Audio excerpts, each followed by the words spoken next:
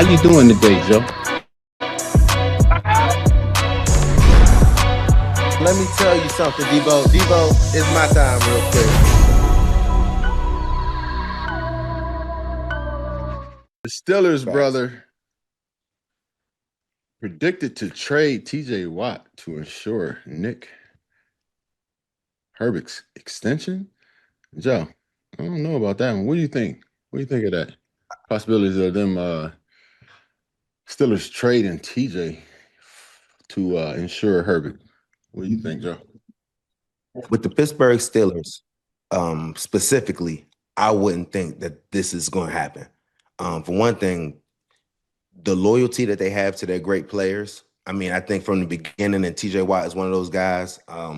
He's been balling for a while. I think coming up on this year, there's certain times where you gotta hoop. You know what I'm saying? He's been balling his whole career. Some years he finally got injured, had a down year. And then when the money is what the money is, people are always instantly like, what can we go get for this dude as he's getting older in his career? But for me, when I look at dudes like TJ Watt, it just speaks to locker room. It speaks to this is the kind of guy that you want on your team. His contract is because he's been to so many Pro Bowls. His contract is what it is because of what he's done. It's not like we're overpaying the guy. Dudes now are making $40 million a year, where now he's making that $32 million for the next 2 seasons. It's not like he's outkicked the market. New DNs are coming in. Well, they're making more money still in than the him. sense, he's still hitting the cap for 42, though. So you might as well say it's 42. I hear you. Okay, the cap of the 42. But I'm saying if you have great players, that's what great players do. Like they're going to make the highest of the market. So I understand when you got dudes on your team for a longer time, you start getting used to that. If I'm the Steelers and I know I want him on my team, it's a locker room dude. He was drafted here. He hasn't done anything wrong. He's a staple of the team, like a Cam Hayward. The same way when you had those ballers, you had those dudes that continue to perform, are great locker room dudes, are not getting in the way. Their contracts are what it is because of their consistent play, not only on off the field. They're just great dudes that you want to have around. I don't think TJ is one of those dudes you just get rid of him for no reason. There's no crazy stuff going on. So I think there's always, it's good problems to have when you have the Joey Porter Jr.'s coming up that you got to pay. When you have the Nick Herbigs, when you did draft well, we have Highsmith is there also. There's a way that we can figure something out. No, I don't think it's a way that we can figure that out. I hate you to say that. So you put your GM hat on, Joe. You're speaking as a Okay. fan. Put your GM hat on. Yeah, you got you a new head coach. TJ Watt is what? You know what? Matter of fact, let me finish my piece.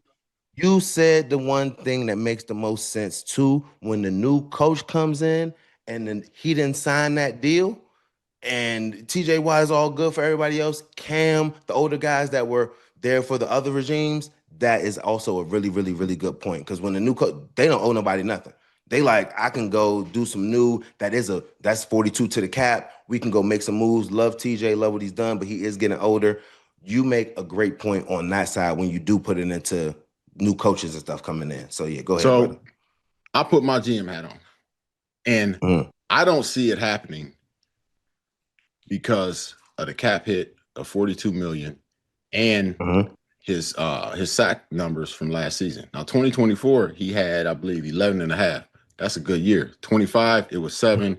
He missed the games because of injuries, all that. Okay. 24 was a good year numbers wise. But when you're being paid top money, fans expect top numbers.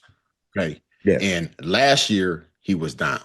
Now, I feel he is worth the money because I can see and understand his impact as a player that's, not just by the numbers, but his impact of what he does just from being on the field, the opportunities that it opens up for other guys when TJ has 2 guys assigned to him, every snap. Yeah. So that gives other guys more opportunities, yes, to have the one-on-ones and go and be able to make plays. Now, again, he's getting chipped too. What does that do? So sometimes he's getting double and he's getting chipped. So now not only are they taking 2, now they're slowing a guy down from being able to get out into his route. And if the quarterback ends up needing to use that guy, he's going to have to wait a snap longer or a hair longer for that guy to get open, because he has to bump and chip TJ on his way out, which means, again, it's going to give other players more time to get to that sack. So I understand all that. But the biggest issue is, again, why I don't see it happening is that it's not going to be another team out there that's going to make this trade and then try to reason and explain to fans that the $42 million hit is worth what they're looking at, which would only be 7 sacks from last year. Okay. Yeah. No, he's not going to be able to sit there and be able to understand or explain, you know, the intangible values of the things that, you know, he could bring because, you know, of who he is and what that would mean to offenses, you know, the same way Cincinnati just picked up Dexter Lawrence. I mean, had a half sack. I can't understand it, but they can. I never really watched, you know, him like that, but I'm looking at half sack and I'm like, whoa, we gave up a first round for a half sack. You see what I'm saying? Like, and you'll be thinking that he's plugging up stuff, he's giving other people opportunities, something like that. But again, am I giving up a first to plug up stuff for a guy who I seen had 11 something sacks, whatever before that or whatever it was? And then like, if I know what's going on, but from the outside, as they would have to explain to all these fans and people who are going to be, you know, raising their voice, that's not something they're going to be able to be like, oh yeah, but it's because it's no. They want to look and say, oh my goodness, we're getting a guy that had 20 sacks. We're getting a guy that had 18 sacks. We're getting a guy that had 17 sacks. You know what I'm saying? That's what they want to look for.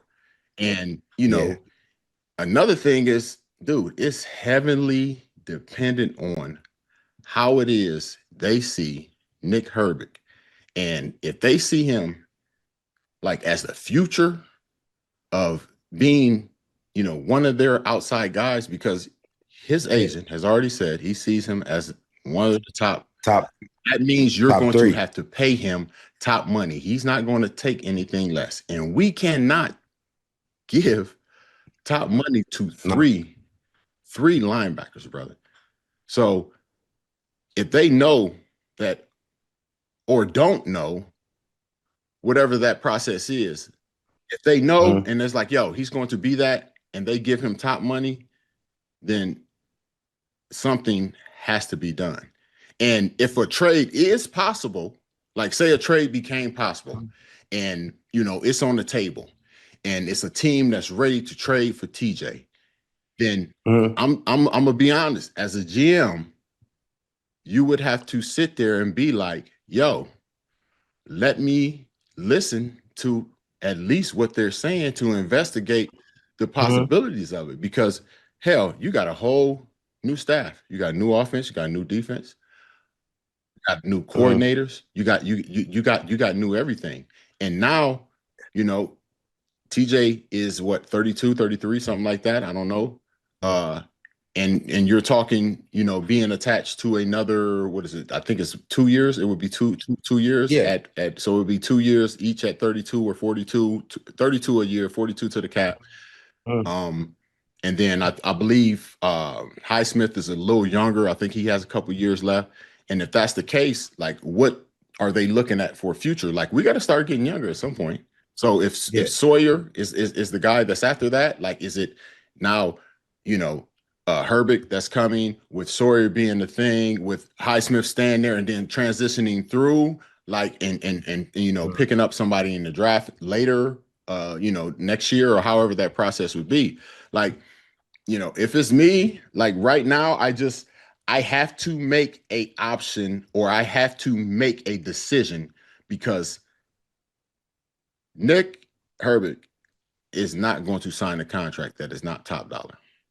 His agent has made that. His agent has made that very clear.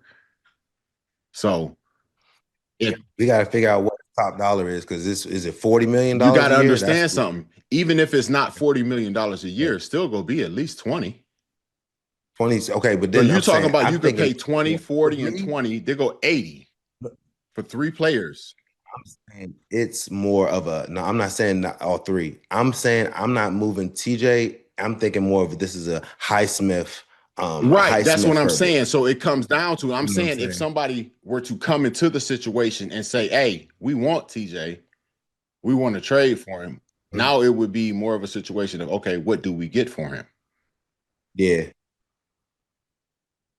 Versus, would have to see what the the I other would. way I think is easier because it's a smaller number and it's still a very good player. So the numbers of the money and the numbers of the play are very, they coordinate a whole lot better I than what see. people would be looking at versus TJ's I hear. off I hear. year and his number.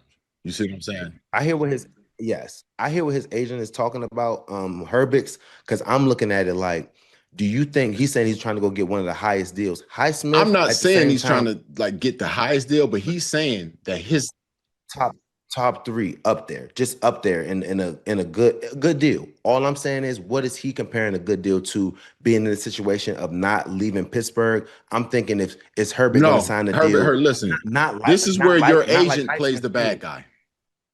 Not, I'm saying not like Highsmith's deal, but at the same time, when Highsmith signed his contract, that was a pretty good deal. It wasn't the top of the outside linebackers, but it was a solid number. He's like, he's going to stay in Pittsburgh, be able to get a nice deal. He's making 17, it was 17, $18 million a year And at when the was that? time. And now, probably 3 years Okay. ago. So now, So even I if he mean, was to pay now something, that take something close to that, that we're number looking for at what, at Herbert least 23?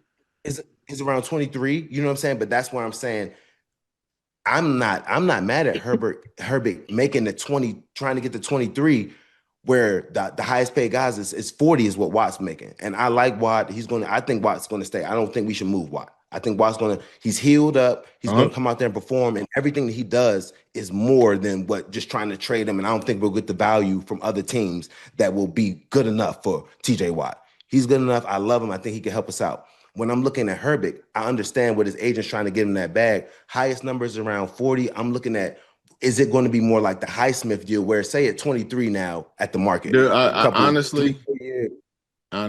if I'm his I'm like, agent, I've if seen you're you his agent, play. you're trying to go I've crank and do seen you whatever. do Yeah. things that are very, very, very, very good. And if you have the opportunity, Uh-huh. as his agent said, to be a full-time starter, oh, it's no real limit to how much better of a player and how much more he can improve.